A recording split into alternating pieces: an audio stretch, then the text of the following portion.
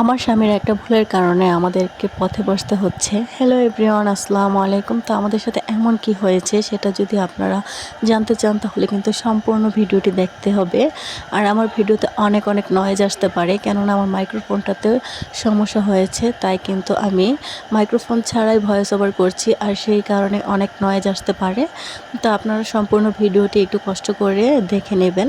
তো আমরা এখন চলে এসেছি মুন্সিগঞ্জ বেতকা কৃষি ব্যাংকে। এখান থেকে আমার স্বামী গত বছর লোন নিয়েছিল। আর ব্যাংক থেকে লোন নিলে কিন্তু একটা সময় পর মুনাফাটা দিতে হয়। যে লাভটা আসে সেটা কিন্তু 1 বছর পর ব্যাংকে গিয়ে দিয়ে আসতে হয়। এমনকি আপনি চাইলে মাসে মাসও দিতে পারবেন। তো এখানে আমরা এটাই দেখতে এসেছিলাম যে ব্যাংকে আমাদের মুনাফা কত টাকা হয়েছে, আমাদেরকে কত টাকা দিতে হবে। তো এখানে এসে দেখলাম যে 12.5%, মানে বোঝেন যে টাকা নিয়েছি 12.5% করে এখানে দিতে হবে। তো অনেক টাকা হয়ে গিয়েছে। আর এটা দেখে তো রীতিমতো আমি হতাশ হয়ে গিয়েছি যে কিভাবে কি করব। বিদেশে যাওয়ার উদ্দেশ্য করে আসলে এই লোনটা নেওয়া হয়েছিল। লোন নেওয়ার সময়ও অনেকগুলো টাকা খরচ হয়েছিল, কেননা অনেকগুলো টাকাই এদিক সেদিক দিতে হয়েছিল। কৃষি ব্যাংকের লোন কিন্তু এমনি এমনি হয় না, এখানে অনেক টাকা খরচ করতে হয়, তারপরে লোন নেওয়া যায়। তো যাদের ইমার্জেন্সি দরকার তারা কিন্তু এভাবেই লোনটা নিয়ে থাকে, জেনে শুনেই যে এখান থেকে অনেকগুলো টাকা দিতে হয়। লোন নেওয়ার সময় তো টাকা দিয়েছিলাম, তারপরেও ওটা বাদ, ওটা তো আর ব্যাংকের হিসেবের সাথে হয় না। ব্যাংকের হিসেবের সাথে মুনাফাটা হয় যে বছর শেষে মুনাফা দিতে হয়। এখন তো এই মুনাফাটা দিতে হবেই 12.5% করে।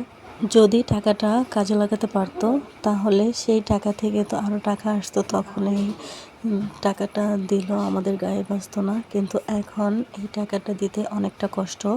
এখান থেকে যে টাকাটা নিয়েছিলাম বিদেশে যাওয়ার উদ্দেশ্য করে, বিদেশ তো যাওয়া হলোই না।